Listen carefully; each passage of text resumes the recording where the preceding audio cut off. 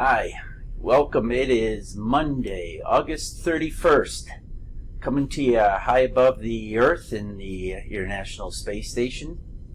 Currently over, looks like, Southern Europe. And we're going to start a new unit today, and we'll be talking about the properties of our different trig functions. Properties being like domains, ranges, amplitudes, periods. So let's get started.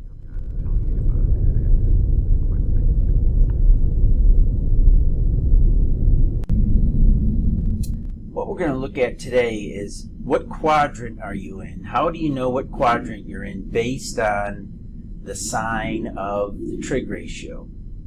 So for example, if you look up here, this is the graph of sine right here. All right.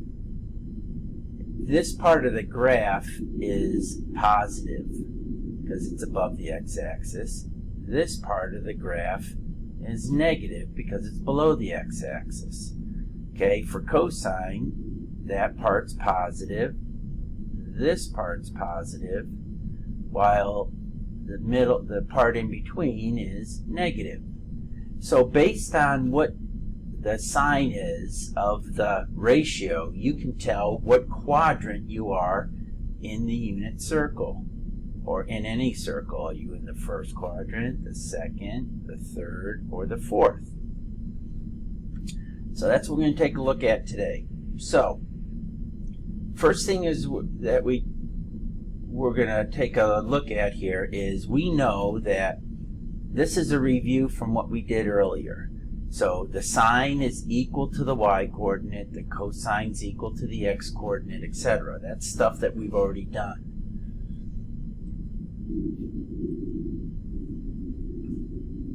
All right. Now, over here are our four quadrants. So you can tell what the sign is, whether it's positive or negative, depending on what quadrant you're in, because of the x and the y. So in our first quadrant, we know x and y are both positive. Second quadrant, the x is negative, the y is positive, so on and so forth as you move around the circle. Now, when we're talking about something being positive, that means it's greater than 0. So if you forgot your symbols here, you got your greater than and your less than symbol. If it's got the line under it, it just means greater than or equal to, or less than or equal to. So if something is greater than 0, that tells you that it's a positive value. And if something's less than 0, then you know it's a negative value. Okay, now, when we look at our trig ratios, this is just based on the x or the y. So for example, in the first quadrant, both the x and the y are positive. So sine and cosine are positive. Tangent is just the y divided by the x, so it's going to be positive. And then in the second quadrant here, the x is negative and the y is positive. So now your cosine is less than 0. And over on this chart here, guys, instead of just writing negative, I wrote it using greater than or less than symbols. Okay, so these two things mean the same. It's just writing it two different ways. All right, your y-coordinate is positive. Tangent now, remember, is y divided by x. So the y is positive, the x is negative. When you divide that out, you get a negative. So tangent is negative, tangent is less than 0. And that's how each one of these quadrants works, guys. It's just based on, is the x and the y coordinate positive or negative? In the third quadrant, they're both negative. So they're both less than 0, but the tangent, since tangent is the y coordinate divided by the x coordinate, a negative divided by negative would be positive. Okay. And then in the fourth quadrant, you've got a positive x and a negative y. So cosine's positive, it's greater than 0. Sine's negative, it's less than 0. Tangent would be the y divided by the x, so that's going to be negative or less than 0. Now, one way people memorize these is this saying, all students take calculus.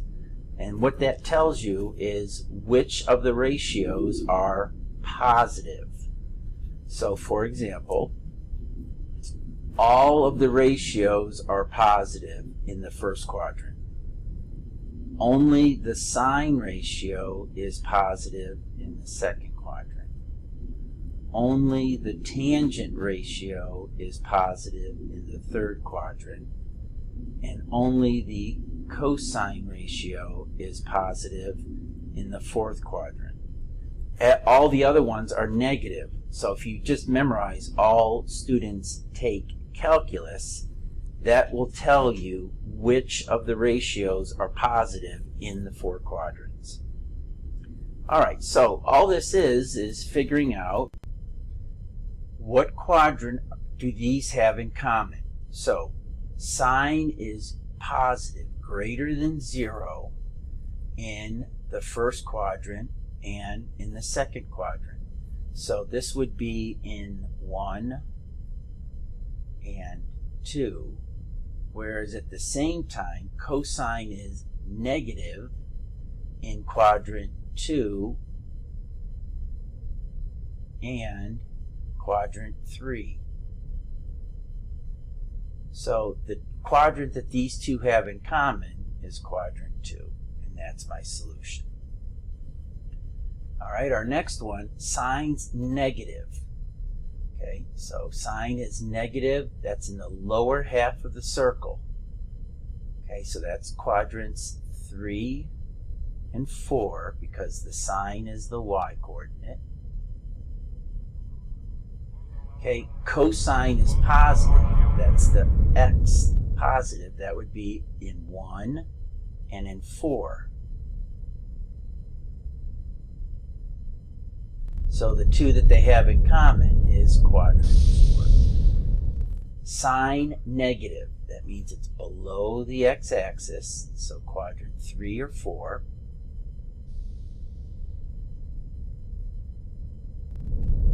Tangent's negative. Tangent is negative in the second quadrant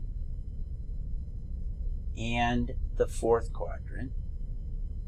So the quadrant they both share is the fourth quadrant. Cosine's positive. Positive x would be in the first quadrant or the fourth.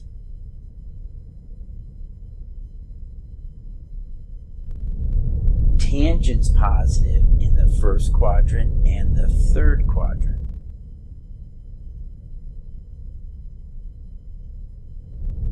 So the two that they have in common is the first. Okay, cosecant. Cosecant is positive.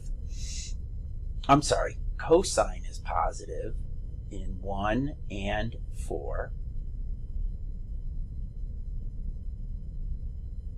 Cotangent, well, we don't have cotangent up here. Cotangent is going to have the same signs as tangent.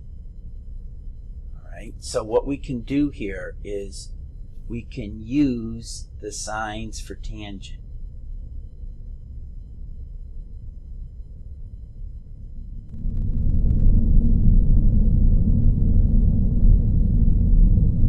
So tangent is negative in quadrant 2 and in quadrant 4.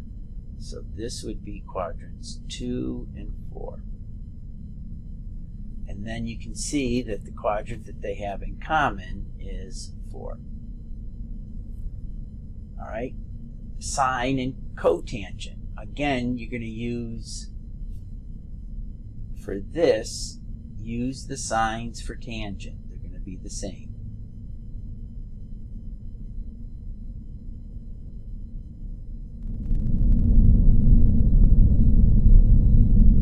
So my cotangent is positive wherever tangent's positive. That would be 3 and 1.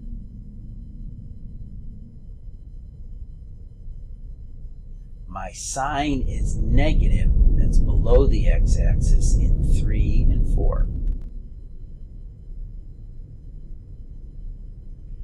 So the one they have in common is quadrant 3. Okay, now for secant, on the next one, we got secant and we got a cosecant here. So secant, you're going to use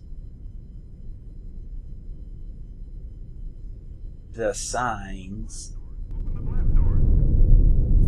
of secant is 1 over x, so you're going to use the signs of cosine. Okay. So when I see this, secant negative, that's the same thing as saying cosine's negative. Cosine's negative in 3 and in 2. So quadrant 2 and 3. Tangent's positive in 3 and 1. So you can see they both share quadrant 3. All right, cosecant. So for cosecant, you're going to use the signs for sine.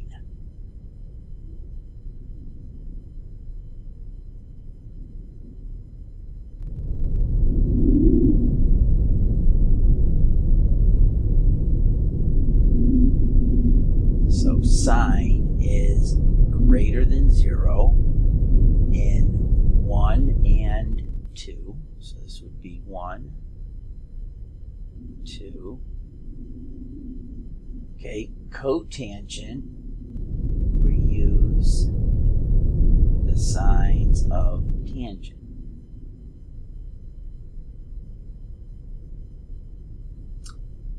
Tangent or cotangent would be negative in quadrants 2 and 4.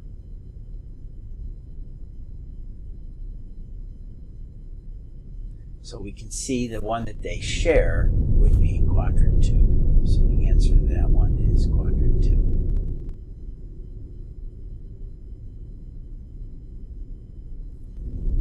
All right, so you're just finding where are you? What quadrant are you in?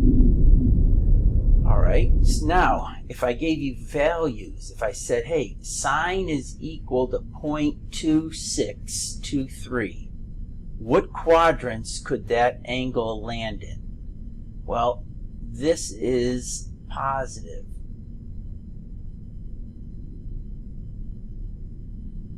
And we know that sine is positive, that's the y-coordinate, in quadrants 1 and 2. Whoops, that should be 1.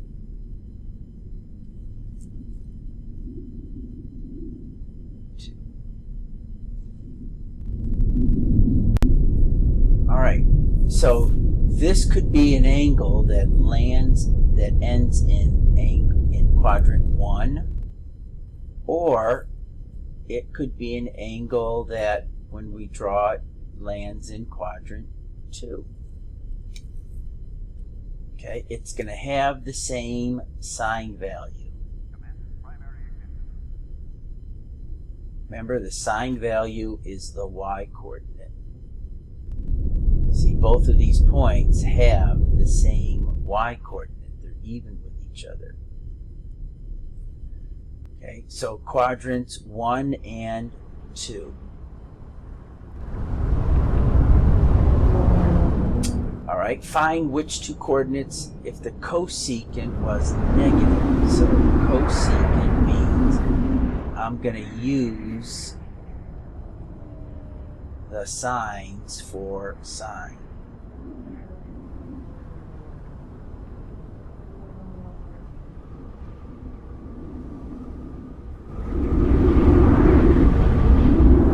Okay, so sine is negative in quadrants 3.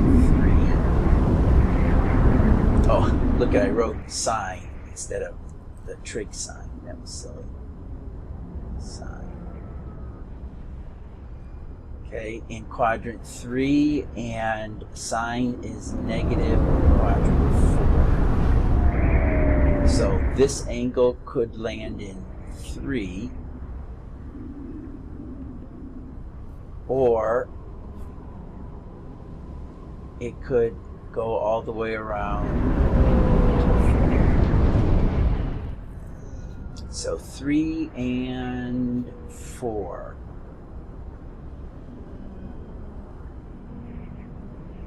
Okay, tangent is positive.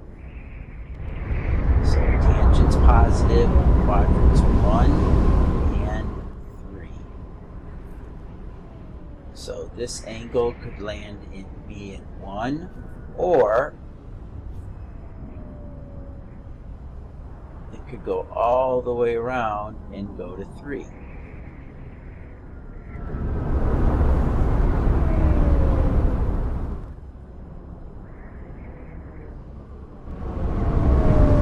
And the last one, cosine.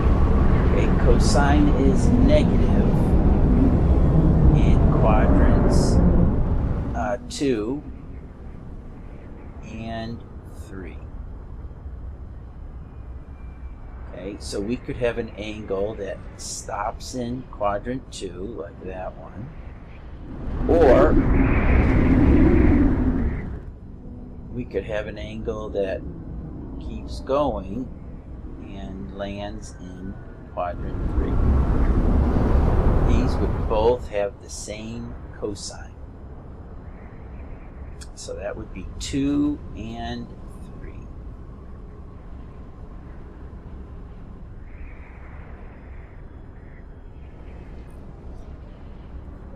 All right. So that takes care of the notes for today. Your assignment is, let's see. All right, so our assignment is Math Excel 14, and it'll be due on Wednesday, September 2nd. And this is Mr. Krolak signing off from the ISS, and I'll see you next time.